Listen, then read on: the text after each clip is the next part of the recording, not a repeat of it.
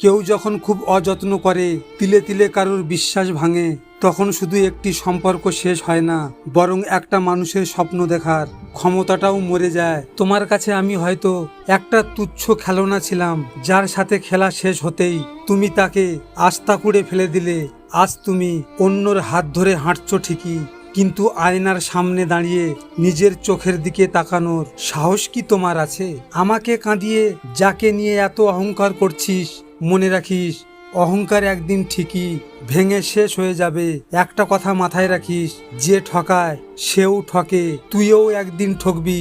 সেদিন তুই বুঝবি অহংকার কত ভয়ঙ্কর। তুমি যেদিন সত্যি বুঝবে আমার ভালোবাসাটা কেমন ছিল, সেদিন তোমার বুকের ভিতর এক অদ্ভুত শূন্যতা জন্ম নেবে, যেটা না কান্না দিয়ে ভরবে, না হাসি দিয়ে ঢাকবে, শুধু পোড়াবে নিঃসন্দেহে ধীরে ধীরে, যেন নিজের ভিতরেই আগুন জ্বলছে আর তা নিভছে না।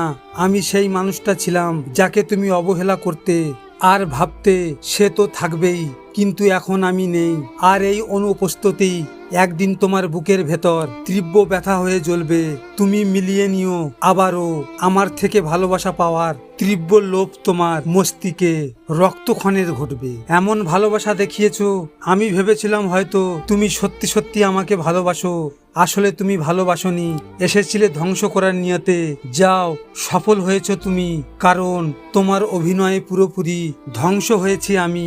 তবে সময় পেলে একটু ভেবে নিও, তোমার করা ব্যবহারগুলো যদি আমি তোমার সাথে করতাম, তাহলে কি বাঁচতে পারতে তুমি? তুমি তো ভালোই আছো অন্য কাউকে জড়িয়ে, শুধু আমি ওই পারলাম না মাঝপথে গিয়ে অন্য কাউকে আপন করে নিতে।